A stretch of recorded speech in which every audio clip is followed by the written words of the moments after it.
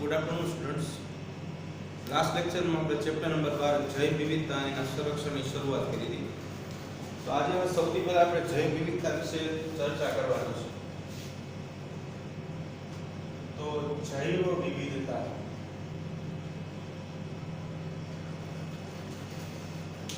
બાયોડાયવર્સિટીની વાત કરી.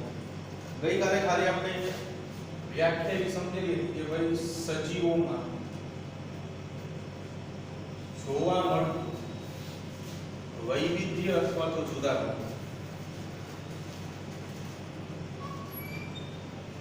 જૈવ વિવિધતા તરીકે ઓળખાય છે. જે વૈવિધ્ય જોવા મળશે અથવા તો જુદાપણું જોવા મળશે એને જૈવ વિવિધતા તરીકે આપણે ઓળખશું. હવે આ જૈવ વિવિધતા જે છે એ સૂક્ષ્મ સ્તરે હોય અને મહાકાય સ્વરૂપે હોય, એટલે કે નાના સ્તરે અને મોટા સ્તરે બંને જગ્યાએ જોવા મળશે. તો વાત કરીએ જૈવ વિવિધતા નાના સ્તરે.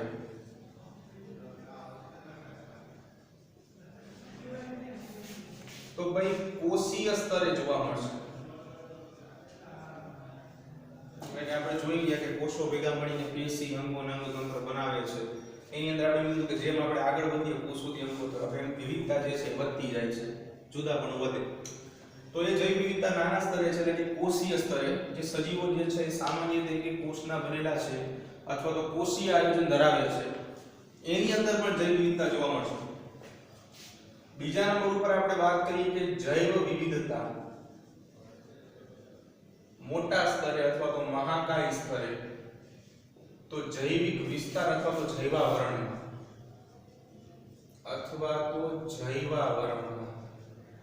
જૈવિક વિસ્તાર અથવા તો જૈવાવરણ શું છે?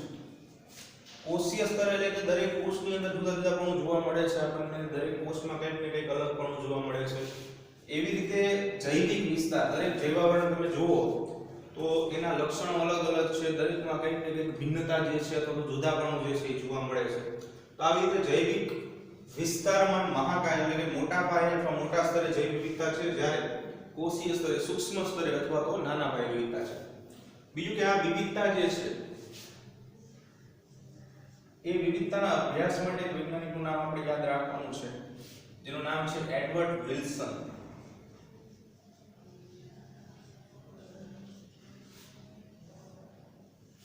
એડવર્ડ વિલ્સન નામના વૈજ્ઞાનિકે જૈવિક સ્તરે વિવિધતાની તપાસ કરી. જૈવિક સ્તરે વિવિધતા વિશે માહિતી આપી. તો આ એડવર્ડ વિલ્સને કયા પ્રકારની વિવિધતાની માહિતી આપી? ત્રણ પ્રકારની વિવિધતા જે છે આપણે જોવાની છે. એમાં સૌથી પહેલા આપણે વાત કરીશું જનીનિક વિવિધતા, જેનેટિકલી બાયોડાયવર્સિટી. હવે જો કે શબ્દ તમે સમજો અથવા તો ધ્યાનથી જુઓ તો તમને થોડી ઘણી માહિતી મળે કે જે જનીનિક વિવિધતા છે એ વિવિધતા જનીનિક સંબંધી અથવા તો જનીનિક સ્તરે જોવા મળશે. એટલે કે આ પ્રકારની વિવિધતા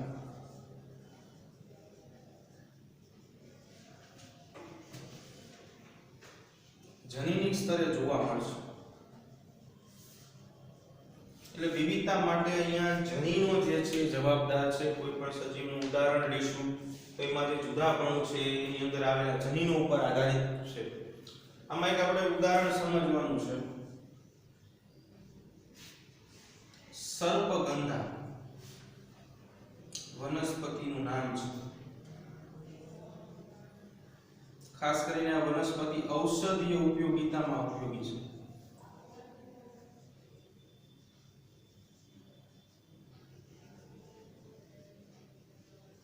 ઔષધીય ઉપયોગિતાનો અર્થ એવો થાય કે દવાઓમાં ઉપયોગી છે.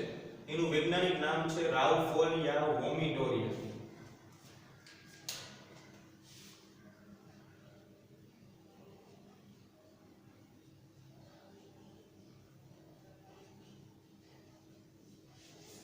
સર્પગંધા ઔષધીય રીતે ઉપયોગી છે અને એમાંથી એક રસાયણ જે છે એ મુક્ત થાય છે કે જેનું નામ છે રિસર્પિન.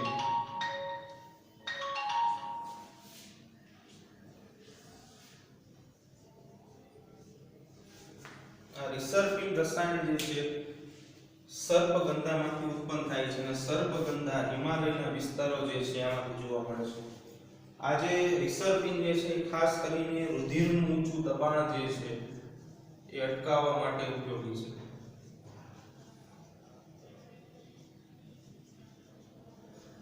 એટલે કે હાઈ બ્લડ પ્રેશર. અન્ય વનસ્પતિઓમાં આવી સુવિધા નથી મળતી, તો એનું કારણ છે જનીનિક સ્તરે. બરાબર, આજે ઔષધીય સર્પગંધાની વાત કરી કે જે હિમાલયના વિસ્તારોમાં જોવા મળશે. એવી જ રીતે બીજી વાત જે છે કેરી અને ચોખાની જાતિઓની આપણે કરવાની છે. તો ભારતની અંદર 50,000 થી વધારે, ભારતમાં 50,000 થી વધુ ચોખાની જાતિઓ છે જેનો આપણે ઉછેર પણ કરીએ છીએ, ઉત્પાદન પણ કરીએ છીએ અને ઘણી ઘણીનો ખોરાકનો ઉપયોગ પણ કરીએ છીએ. અને એવી રીતે ભારતમાં 1,000 થી વધારે, ભારતમાં 1,000 થી વધુ કેરીની જાતિઓ પણ છે. તો આ બધી જાતિઓ કેવી રીતે બની છે? તો કે જનીનિક વિવિધતાના કારણે.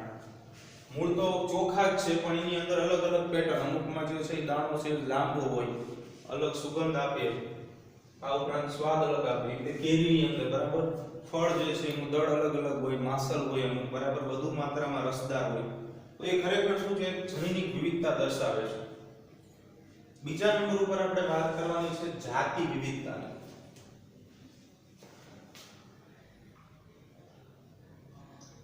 જાતિ વિવિધતા.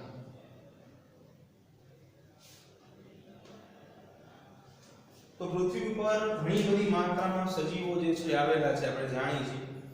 દરેક સજીવની જાતિ જે છે એ અલગ અલગ જગ્યાએ અલગ અલગ માત્રામાં પોતાનું વિતરણ દર્શાવે છે. કે અમુક જગ્યાએ જાતિઓની સંખ્યા વધુ હોય, અમુક જગ્યાએ જાતિઓની સંખ્યા ઓછી હોય.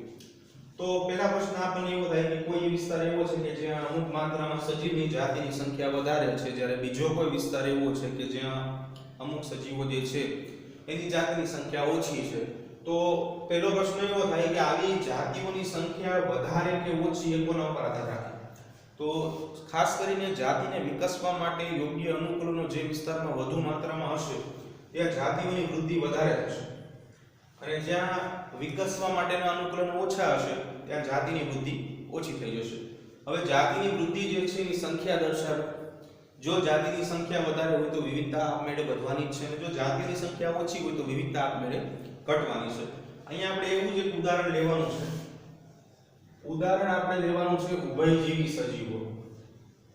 ઉભયજીવીઓ કે જે સ્થળ અને જળ બંને ઉપર વસી શકે.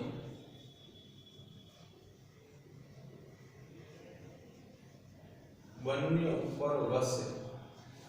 અહીંયા તમને આવ્યું છે કે ઉભયજીવીઓની જે વિવિધતા છે એ પશ્ચિમ ઘાટમાં વધારે છે ભારતમાં, જ્યારે પૂર્વ ઘાટમાં આ વિવિધતા ઓછી છે. તો જે મુજબ આપણે કારણ રજૂ કર્યું છે એ મુજબ કે પશ્ચિમ ઘાટમાં ઉભયજીવી પ્રાણીઓની સંખ્યા વધારે છે, જ્યારે પૂર્વ ઘાટમાં સંખ્યા ઓછી છે. તો જે મુજબ આપણે સમજાયું કે ખાસ કરીને ત્યાં અસર શું ઘટતું હોય છે? તો કે અનુકૂલન અને આસપાસનું વાતાવરણીય વિસ્તાર. અને બે જાતિની આપણે વાત કરી અત્યાર સુધી, બે વિવિધતા, જનીનિક વિવિધતા અને જાતિ વિવિધતાની વાત કરી. ત્રીજા નંબર ઉપર આપણે જોઈએ પરિસ્થિતિકીય વિવિધતા. પરિસ્થિતિકીય વિવિધતા. આ પરિસ્થિતિકીય વિદ્યાની દ્રષ્ટિએ છે. જો હમણાં જે વાત કરી છે કે જે એડવર્ડ વિલ્સન છે એમને જૈવિક સ્તરે વાત કરી, તો જૈવિક સ્તરે જનીનિકની વાત કરી, જે જાતિઓ ઉત્પન્ન થયેલી છે એની વાત કરી. છેલ્લે પરિસ્થિતિકીય વિદ્યા, જો કે પૃથ્વી જે છે એની દરેક સ્થાન ઉપર ઘણા બધા નિવસન તંત્રો છે. દરેક નિવસન તંત્ર સમાન નથી, બરાબર? તો કેવી વિવિધતા જોવા મળે છે? તો કે ખાસ કરીને બરફ આચ્છાદિત પર્વતીય વિસ્તાર,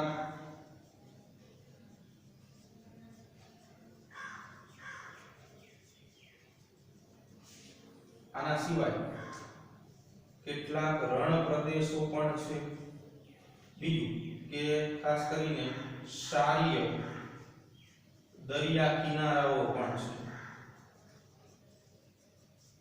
પરવાળાના નિક્ષેપથી બનેલા ટાપુઓ પણ છે. પરવાળાના ટાપુ. તો અલગ અલગ પ્રકારો જે છે મેદાની પ્રદેશો છે. આના સિવાય સાથે સાથે વેદાંગ પ્રદેશ કે જેને ડેલ્ટા તરીકે ઓળખવામાં આવે છે. તો અલગ અલગ જગ્યાએ પરિસ્થિતિકીય વિદ્યાની દ્રષ્ટિએ અલગ અલગ નિવસન તંત્ર આવેલા છે. દરેક નિવસન તંત્રમાં કંઈક ને કંઈક જાતિઓ વસે છે જેને નિવસન તંત્રમાં રહેવા માટે, આ નિવસન તંત્રમાં ટકવા માટે યોગ્ય રૂપાંતરણો અને અનુકૂલનો દર્શાવેલા છે. તો એને આપણે પરિસ્થિતિકીય વિદ્યા તરીકે ઓળખશું. હવે બરફ આચ્છાદિત પર્વત, રણ પ્રદેશ, ક્ષારીય દરિયા કિનારા બધા વિશે આપણે જાણીએ છીએ કે ક્ષારીય દરિયા કિનારા એટલા માટે વાપર્યા છે આ શબ્દ કારણ કે ત્યાં ક્ષારોની સંખ્યા વધારે છે. પરવાળા જે છે, સૂક્ષ્મ સજીવો જે છે એના મૃતદેહના નિક્ષેપથી બનેલા જે છે ટાપુઓ કહેવાય. મેદાની પ્રદેશ આપણે જાણીએ છીએ. વેદાંગ પ્રદેશ તમે સાંભળેલું હશે, ડેલ્ટા કહેવાય કે જ્યારે બે કે તે કરતાં વધારે નદીઓ જે છે એક જગ્યાએ ભેગી થતી હોય અને આ નદીઓ જે છે એ પ્રવાહના કારણે કાપ લાવે, કાપ કે જે ફળદ્રુપ પ્રકારની જમીનનું નિર્માણ કરવા માટે સક્ષમ છે. તો અહીંયા જે આખો પ્રદેશ બનીને વેદાંતમુખ અથવા વેદાંતમુખી પ્રદેશ તરીકે ઓળખવામાં આવે. પરિસ્થિતિકીય વિદ્યાની જ્યારે આપણે વાત કરીશું તો હાલના સંજોગોમાં આપણે ગઈકાલે વાત કરેલી હતી કે માનવ પ્રવૃત્તિના કારણે ઘણી બધી પરિસ્થિતિકીય વિવિધતા અને જૈવ વિવિધતા જે છે એ નાશ પામવામાં આવી છે. માનવની પ્રવૃત્તિના કારણે ઘણા બધા પ્રાણીઓ જે છે નાશપ્રાય અવસ્થામાં છે. અમુક પ્રાણીઓ લુપ્ત થઈ ગયા છે, અમુક લુપ્ત થવાના આરે છે. આપણે ઘણા બધા પ્રાણીઓ જે છે એને આહાર ઝાડમાંથી પણ ગુમાવી ચૂક્યા છીએ. આપણે ગઈકાલે વાત કરી હતી કે જો જૈવ વિવિધતા જે છે એની સંખ્યા આટલી બધી ન હોય, કદાચ સંખ્યા ઓછી હોય તો શું કશો ફેર પડે? તો આપણે એક ઉદાહરણ દ્વારા સમજેલું હતું કે જે 20,000 કીડીઓની જાતિ છે એની જગ્યાએ આપણે અડધી કરીને 10,000 કરેલી અને સમજાવેલું કે કેવી રીતે નિવસન તંત્રની કીડીની ખાલી સંખ્યા ઘટે અથવા તો એની જાતિ વિવિધતા ઘટી જાય તો કેટલો મોટો લોસ જે છે આખા નિવસન તંત્રને થાય.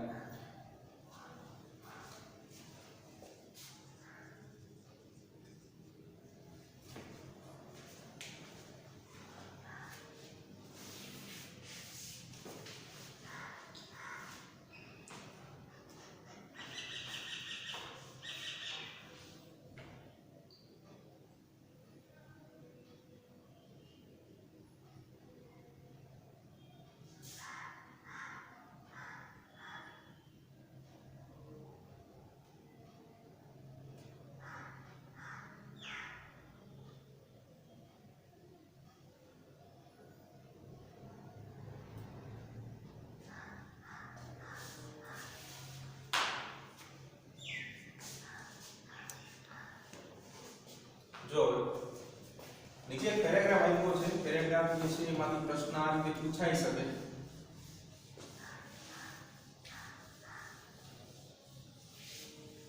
કે જૈવ વિવિધતાનો નાશ થવાથી મનુષ્યને શું ગેરફાયદો થાય? તો એક આપણે પોઈન્ટ જે છે પ્રશ્ન સ્વરૂપે જોઈ લઈએ. જો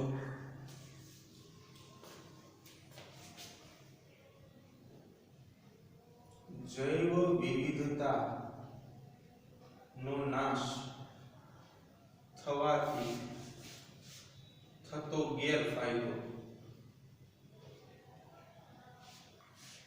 નીચે પોઈન્ટ આપણે આખો પેરેગ્રાફ આપ્યો છે એ સમજવા માટે આપણે એનો ઉપયોગ કરીશું.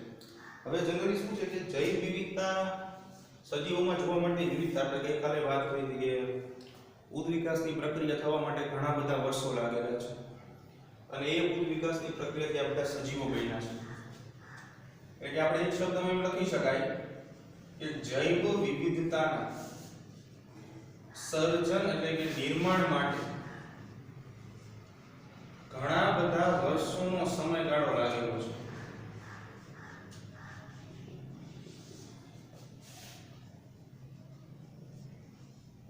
આટલું બધું જે વૈવિધ્ય પૃથ્વી ઉપર આવેલું છે એ બનવા માટે ઘણો બધો સમય લાગેલો છે. પણ અત્યારના સંજોગો મુજબ અત્યારે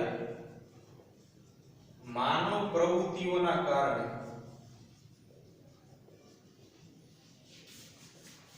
આવી જૈવ વિવિધતામાં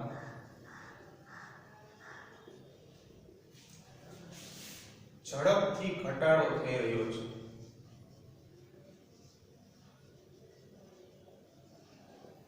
પ્રાણી હોય કે વનસ્પતિઓ હોય એની સંખ્યા જે છે એ ઘટી રહી છે, એટલે જૈવ વિવિધતા જે છે એનો ઘટાડો થઈ રહ્યો છે. બીજું કે પૃથ્વી ગ્રહ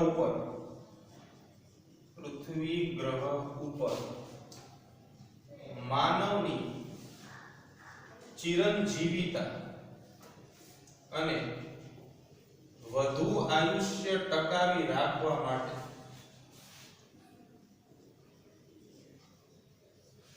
અને જીવનને સરળ બનાવવા માટે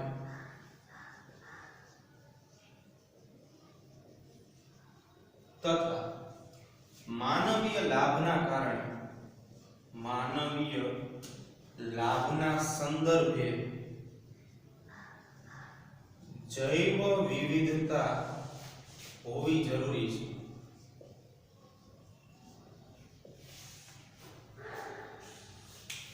જો પૃથ્વી ગ્રહ પર માનવની ચિરંજીવિત આયુષ્ય વધારવા માટે, ટકાવી રાખવા માટે અને સરળ જીવન બનાવવા અને માનવીય લાભ, આપણે ગઈકાલે વાત કરી હતી કે જંગલમાં જે અલગ અલગ પ્રકારની વનસ્પતિઓ મળે છે એ વનસ્પતિમાંથી ઘણામાંથી ઔષધો બને છે, બરાબર. આ ઉપરાંત આવી બધી જૈવ વિવિધતા છે એના કારણે ઘણી વખત મનુષ્યને પોતે આર્થિક મૂલ્ય એટલે કે પૈસા પણ પ્રાપ્ત થાય છે. તો આવા બધા કેસની અંદર જ્યારે જૈવ વિવિધતા જે છે એ વધુ માત્રામાં સર્જાતી હોય છે ત્યારે મનુષ્યને કંઈક અંશે ફાયદો થાય છે. પણ જો આ જૈવ વિવિધતા દિવસે ને દિવસે ઓછી થતી જાય તો શું થશે કે મનુષ્યને ધીમે ધીમે ફાયદો થવાનો બંધ થઈ જશે. બીજું કે દરેક સજીવ જે છે એ ક્યાંક ને ક્યાંક કોઈક ને કોઈક સજીવ સાથે સંપર્કમાં આવેલો જ છે, ક્યાંક ને ક્યાંક કોઈક ને કોઈક એકબીજા સાથે કનેક્ટેડ છે. સિમ્પલ એક વસ્તુ વિચારીએ કે આપણે એક શબ્દ આવ્યો માનવની ચિરંજીવિતા, તો એ વિચારી લો કે પૃથ્વી ઉપર શાકાહારી જેટલા પણ સજીવો છે, મનુષ્યની વાત કરીએ જે માનવ જે છે એ શાકાહારી છે. હવે વનસ્પતિ જે ખોરાકમાં આપણે ઉપયોગમાં લઈશું એની વિવિધતા ઘટી ગઈ, અડધી ઘટી ગઈ, તો ખોરાક મળવો પણ મુશ્કેલ બની જશે. એટલા માટે જૈવ વિવિધતા જે છે આવી રીતે નુકસાન જો થશે જૈવ વિવિધતામાં, તો આપણા માટે સૌથી મોટી અસર પડશે. બીજું કે હવે જૈવ વિવિધતાના જાળવવાના પ્રયાસ, હવે જે જૈવ વિવિધતા આપણે માનવીય પ્રવૃત્તિના કારણે ગુમાવી ચૂક્યા છે એ હવે પાછી તો આવી ન શકે. પરંતુ હાલના તબક્કે આપણી પાસે જે કાંઈ વિવિધતા છે આપણે શક્ય એવું પ્રયાસો કરી શકાય કે હાલના તબક્કે જે આપણી પાસે જૈવ વિવિધતા છે એને શક્ય એટલા અંશે આપણે જાળવી શકીએ. જે ગુમાવી ચૂક્યા છીએ તો હવે રિટર્ન નથી જવાનું, પણ જે અત્યારે છે એમાંથી પણ ઓછું ન થાય એવા પ્રયાસો કરી શકાય. તો એવા પ્રયાસો કરવા માટે રાષ્ટ્રીય એટલે કે દેશ લગતા અને આંતરરાષ્ટ્રીય, રાષ્ટ્રીય એટલે કે કોઈ દેશ ક્ષેત્રે અને આંતરરાષ્ટ્રીય એટલે કે વિશ્વ ક્ષેત્રે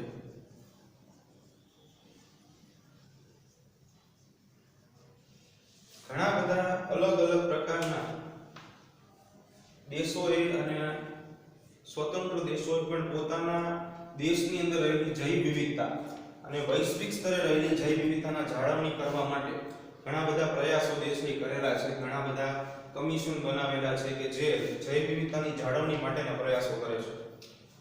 હવે આગળ આપણે વાત કરવાની છે પૃથ્વી તથા ભારતમાં સજીવોની જાતિ અથવા તો ભારતની અંદર જોવા મળતી જૈવ વિવિધતા. એક પ્રશ્ન સ્વરૂપે પૂછે છે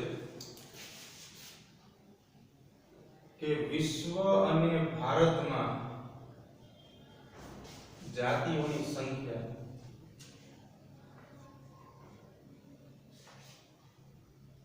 હવે આ ચેપ્ટર જે છે એની અંદર ઘણા બધા આંકડાઓ જે છે એ આપણે જોવાના છે. શક્ય એટલા આંકડાઓ આપણે યાદ રાખશું. તો પૃથ્વી ઉપર એટલે કે વિશ્વની અંદર ઘણી બધી જાતિઓની સંખ્યા છે. વિશ્વમાં ઘણી બધી જાતિઓ આવેલ છે.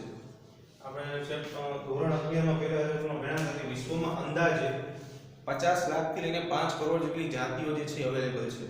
પણ આ જેટલી પણ જાતિઓ આવેલી છે બધાની શોધખોળ આપણે કરી શક્યા નથી. આ બધી જાતિ પૈકી દરેક જાતિની દરેક જાતિના સજીવો ની શોધખોળ અને તેનું નામકરણ થયેલ નથી. હજી પણ ઘણી બધી એવી જાતિઓ જે છે પૃથ્વી ઉપર અસ્તિત્વ ધરાવે છે કે જેની શોધ પણ નથી થઈ, એનું નામકરણ પણ નથી થયું. તમારા માટે બાકી રાખ્યું છે. તમે ભવિષ્યમાં અહીંયા જઈને અલગ અલગ સજીવો જે છે એની શોધખોળ અને એનું નામકરણ કરી શકો છો. પણ જેટલી જાતિઓ શોધાયેલી છે એના વિશેની તમામ માહિતી જે છે આપણે સંપૂર્ણપણે જોઈ શકીએ છીએ. એટલે જેટલી શોધાયેલ જાતિઓ છે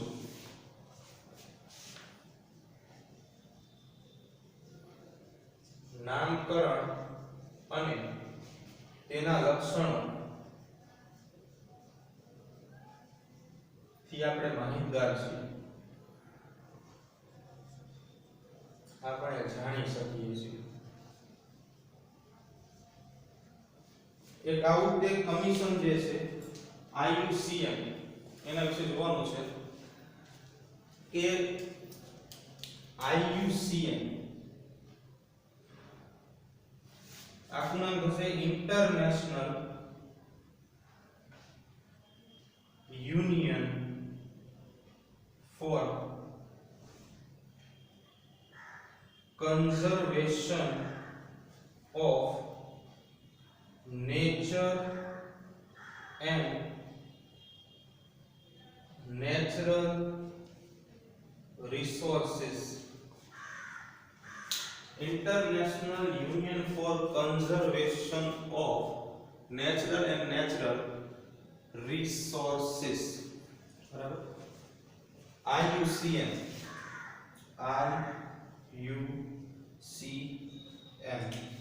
Conservation of Natural and Natural Resources. IUCN. તો આનું કામ શું છે? તો જો અંગ્રેજી નામ લેતા આપણે સમજીએ કે ઇન્ટરનેશનલ આંતરરાષ્ટ્રીય યુનિયન એટલે સંગઠન, કન્ઝર્વેશન એટલે કે સંરક્ષણ,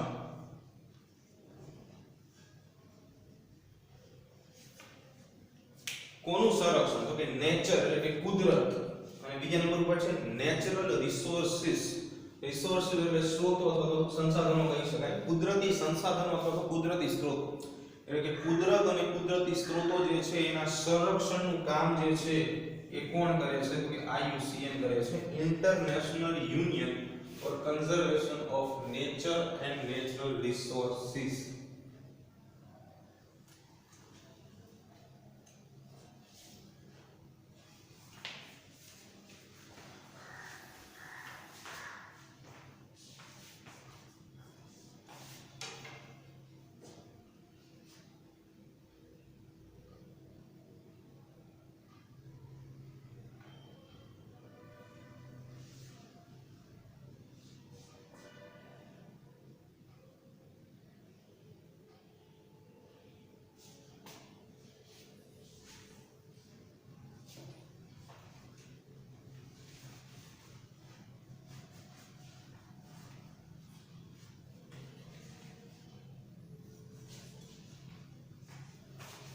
જો હવે આપણે આગળ વાત કરીએ.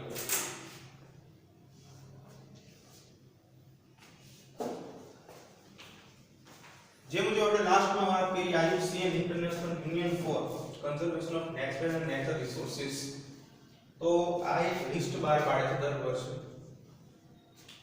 સમયાંતરે જે લિસ્ટ બહાર પાડે છે IUCN, જનરલી જે જૂની ટેક્સ્ટ બુક હતી એમાં એક લિસ્ટનું નામ હતું જેનું નામ હતું રેડ લિસ્ટ. એના વિશે પણ આપણે ભણશું. સાથે સાથે IUCN જે છે વૈશ્વિક સ્તરે જેટલી જાતિઓની સંખ્યા છે એના અંદાજિત આંકડા, શબ્દ સમજો અંદાજિત આંકડા, પૂરેપૂરા સાચા આંકડા જે છે એ બહાર નથી પાડતા, પણ માત્ર અંદાજિત ધોરણે કેટલાક આંકડાઓ જે છે બહાર પાડવાનું કામ કરે છે. તો હવે એની વાત કરીએ તો IUCN એ વર્ષ 2004માં જે લિસ્ટ બહાર પાડેલું હતું એમાં અંદાજો આપેલો હતો કે 1.5 મિલિયન થી વધુ વનસ્પતિ અને પ્રાણીઓની જાતિ જે છે, વનસ્પતિ અને પ્રાણીઓની જાતિઓ પૃથ્વી ઉપર અસ્તિત્વ ધરાવે છે.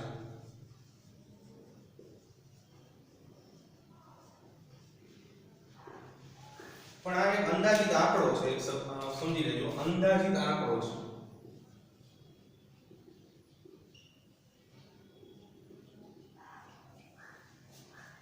અંદાજિત આંકડાનો અર્થ એવો થાય કે ખાલી આપણે એક અનુમાન લગાડેલું છે, હજી આપણે ચોકસાઈપૂર્વક જાણતા નથી કે કેટલી જાતિઓ છે, બરાબર, કેટલાનું નામકરણ બાકી છે. કે જે મુજબ આપણે વાત કરી કે ઘણી બધી જાતિઓ છે પણ એમાંથી અમુક શોધાણી પણ નથી, અમુક શોધાવાની બાકી છે, જે શોધાઈ ગઈ છે એના વિશે આપણે વાત કરી શકીએ છીએ. બીજું, જાતિઓની શોધ ખાસ કરીને ઉષ્ણકટિબંધીય વિસ્તારોની સરખામણીએ સમશીતોષ્ણ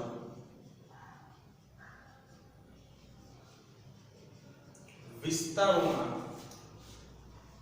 વધુ પરિપૂર્ણ છે.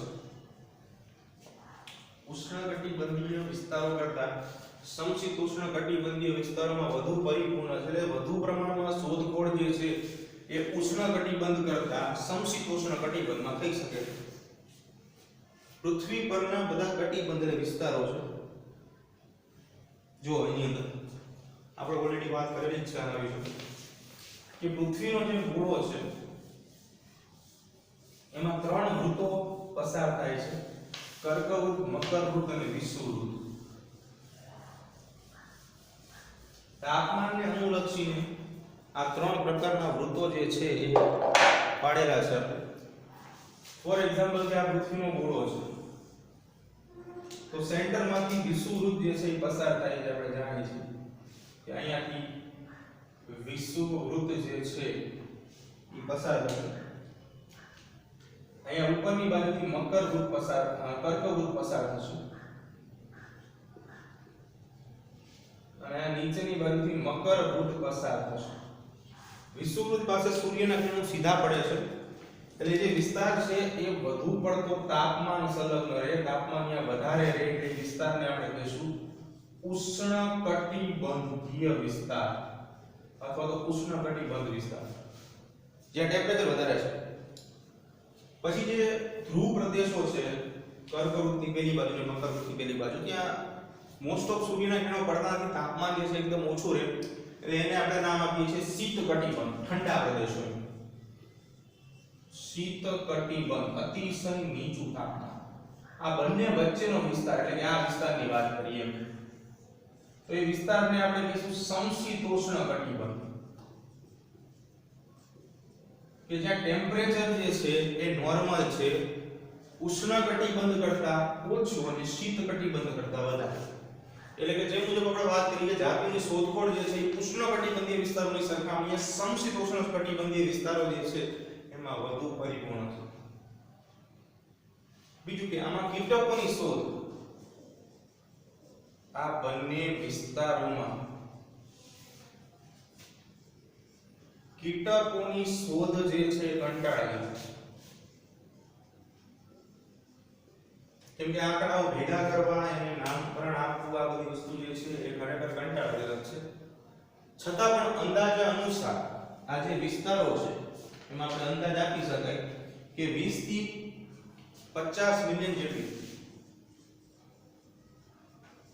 20 મિલિયન થી 50 મિલિયન એટલે કે 2 કરોડ થી 5 કરોડ જેટલી કીટકોની જાતિઓ જે છે એ અહીંયા જોવા મળે છે. અંદાજો છે. એક વૈજ્ઞાનિક જેનું નામ છે રોબર્ટ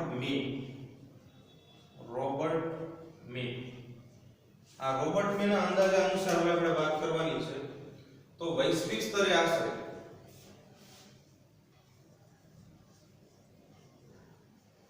7 મિલિયન જેટલી જાતિઓ જે છે આવેલી છે. એટલે કે 70 લાખ સજીવોની જાતિઓ જે છે અસ્તિત્વ ધરાવે છે. એટલે એને વૈશ્વિક વિવિધતા તરીકે ઓળખવામાં આવે છે. પ્રાદેશિક નહીં પણ એવી વૈશ્વિક વિશ્વ સ્તરે વાત છે. એટલે વૈશ્વિક વિવિધતા જે છે એને ઓળખવામાં આવે છે. બીજું કે વૈશ્વિક વિવિધતાની અંદર જે કુલ વિવિધતા છે, વૈશ્વિક વિવિધતા એની આપણે વાત કરીએ તો આ કુલ વૈશ્વિક વિવિધતાની અંદર 70% વિવિધતા પ્રાણીઓની છે. એટલે કે 70% સંખ્યા પ્રાણીઓની છે એવું લખી તો પણ ચાલે. 70%. બાકી રહે 30%. તો એ 30% ની અંદર વનસ્પતિઓની વાત કરીએ આપણે. વનસ્પતિમાં ફૂગ, લીડ, દ્વિઅંગી, ત્રિઅંગી, આના સિવાય અનાવૃત બીજધારી અને આવૃત બીજધારી, આ બધી વનસ્પતિઓને ભેગી કરી તો પણ વિવિધતા જે છે એ 22% થી વધારે થતી નથી. બધી વનસ્પતિઓની વિવિધતા પણ 22% થી વધુ થતી નથી. એટલે કે વનસ્પતિની વિવિધતા પ્રાણીઓની સાપેક્ષે ખૂબ જ ઓછી છે. પ્રાણીઓની 70%, ખાલી 22%. એટલે આના આધારે સંખ્યા પણ લખી શકાય કે વનસ્પતિઓની વૈવિધ્યપૂર્ણ સંખ્યા ઓછી છે પ્રાણીઓની સાપેક્ષે. બરાબર. બીજી ગણતરી કરીએ કે જે પ્રાણીઓની વિવિધતા છે એમાં પણ 70% વિવિધતા તો કીટકોની છે.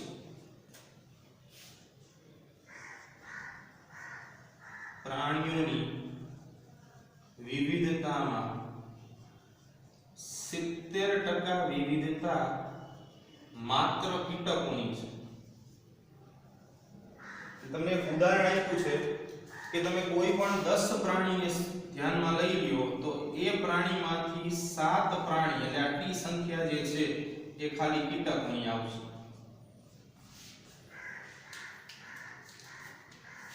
એટલે કે 70% સંખ્યા જે છે એ કીટકોની છે.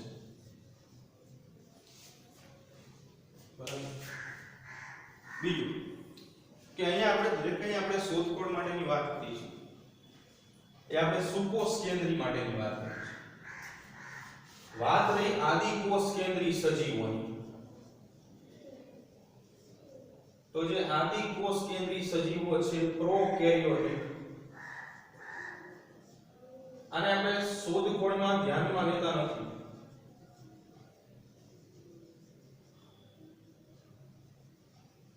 હવે શા માટે શોધખોળમાં ધ્યાનમાં નથી લેતા? કે બેક્ટેરિયા અને વાયરસની વિવિધતા જે છે એને આપણે ક્યારેય ધ્યાનમાં નથી લેતા. એનું કારણ છે કારણ કે એનું સંવર્ધન આપણે પ્રયોગશાળામાં કરવું પડે ને પછી આપણે એની વિવિધતા ગણી શકાય. પ્રયોગશાળામાં સંવર્ધન જરૂરી છે.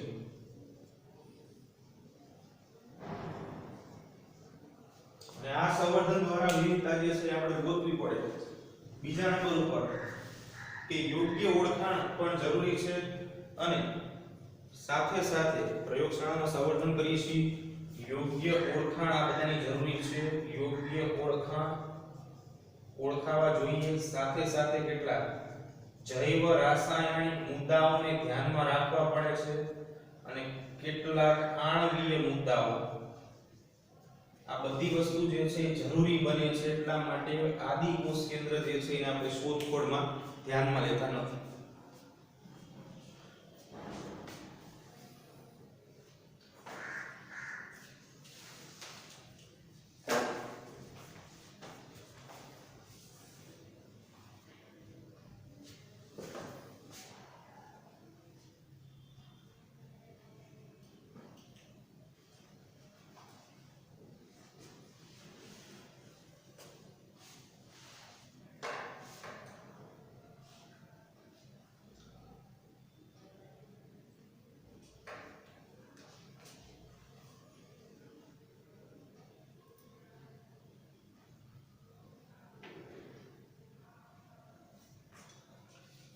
આગળ જઈએ આપણે. હવે કે તમને નીચે અમુક ગ્રાફ આપેલા છે એમાં અમુક બધા સજીવો જે છે એનું પ્રમાણ દર્શાવેલું છે. તો એ ગ્રાફની ઘણી વખત પ્રશ્ન પૂછાતા હોય.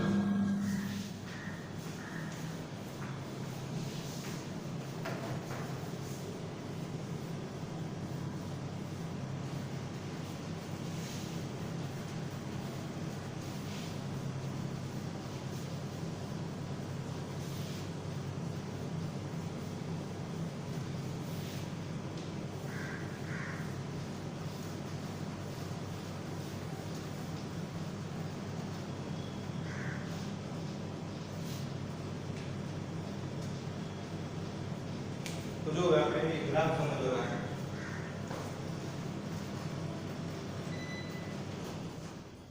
સૌથી પહેલા ગ્રાફ જે છે અપૃષ્ઠવંશીઓનો છે.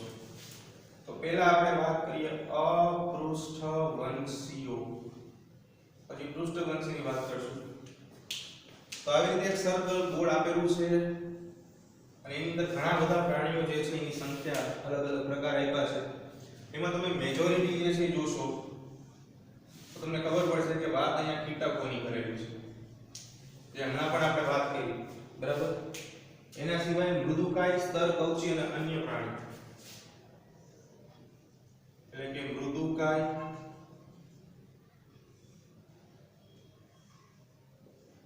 સ્તર કવચી અને અન્ય પ્રાણીઓ પણ અહીંયા હાજર છે. તો સિમ્પલ વસ્તુ છે, તમે જોઈ શકો છો કે મેજોરિટી ટાઈપ જે છે અથવા તો મેજોરિટી પ્રમાણ કોનો છે, કીટકોનો છે. તો પ્રશ્ન અહીંયા તમને એવો પૂછાય કે અપૃષ્ઠવંશીઓમાં પ્રભાવી અથવા તો સંખ્યા કોની વધારે છે, તો જવાબ કીટકો આવશે. એવી જ રીતે બીજો પૃષ્ઠવંશીનો આપેલો છે. તો વાત કરીએ પૃષ્ઠવંશી વિશે.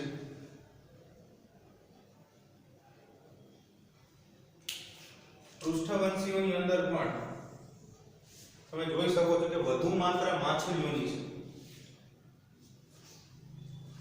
આ રીતે અડધું પ્રમાણ જે છે એ માછલીઓનું છે, બરાબર. આના સિવાય સસ્તનો, પક્ષીઓ, સરીસૃપો અને ઉભયજીવી આપેલા છે.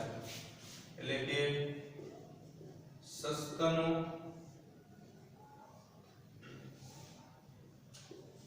પક્ષીઓ,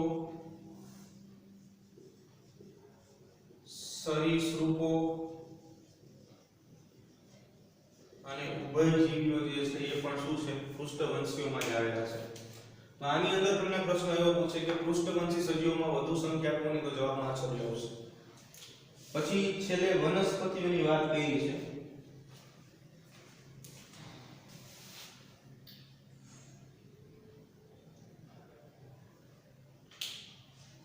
તો વનસ્પતિઓની અંદર આપણે વાત કરીએ તો સૌથી વધારે માત્રા જે છે, જો આપણે જોઈએ તો બે માત્રા જે છે આપેલી છે તમને.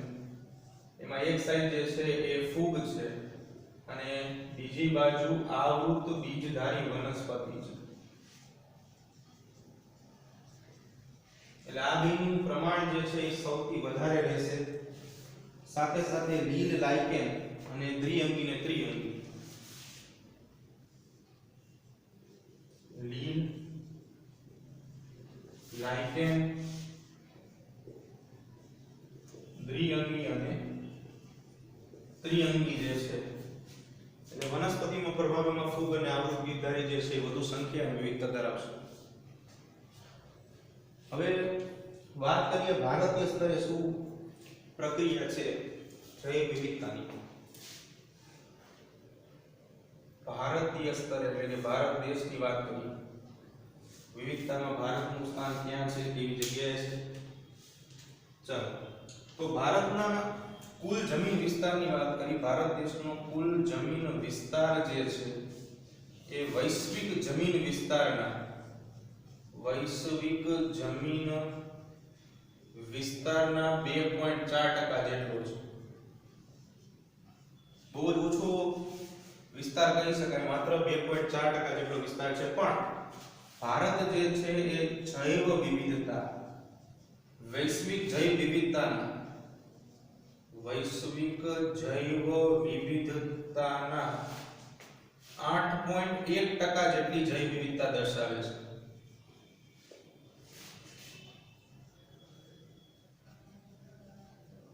એટલે કે ખૂબ જ ઓછો વિસ્તાર હોવા છતાં જમીન વિસ્તાર ઓછો છે પણ જૈવ વિવિધતા વધારે છે. આ જ કારણે ભારતનું સ્થાન છે એ વિશ્વના સૌથી પહેલા 12 જે જૈવ વિવિધતા ધરાવતા દેશોમાં છે. ભારત વિશ્વના સૌથી વધુ જૈવ વિવિધતા ધરાવતા 12 દેશો પૈકીનો એક દેશ છે. ગર્વ લેવાની બાબત કહેવાય આપણા માટે, આટલી બધી જૈવ વિવિધતા છે. બીજું આગળ બીજી વાત કરીએ કે વનસ્પતિ અને પ્રાણી પ્રમાણ જે છે એ શું છે એની આપણે વાત કરીએ. તો રોબર્ટ મે એના અંદાજ અનુસાર કે ખાસ કરીને રોબર્ટ મે જે અંદાજ આપેલો છે એની વાત કરીએ એ પહેલા ભારતમાં 45,000 જેટલી વનસ્પતિની જાતિ છે. 45,000 વનસ્પતિની જાતિઓ જે છે એ ભારતમાં આવેલી છે. સાથે સાથે આ 45,000 થી બે ગણી 45,000 થી બે ગણી પ્રાણીઓની જાતિ છે એ પણ ભારતની અંદર આવેલી છે. બરાબર. બીજું કે હજી આના સિવાય રોબર્ટ મેના અંદાજ અનુસાર 1 લાખ વનસ્પતિ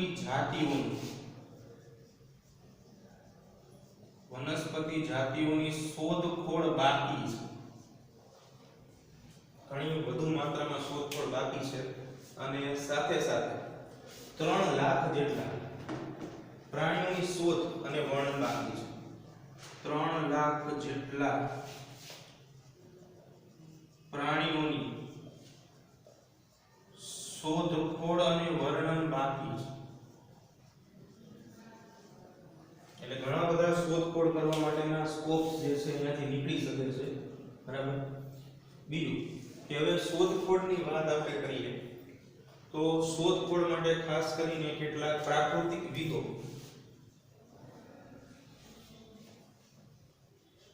આ ઉપરાંત કેટલાક વૈજ્ઞાનિકો અને કેટલાક પરિસ્થિતિકીય વિદ્વાનો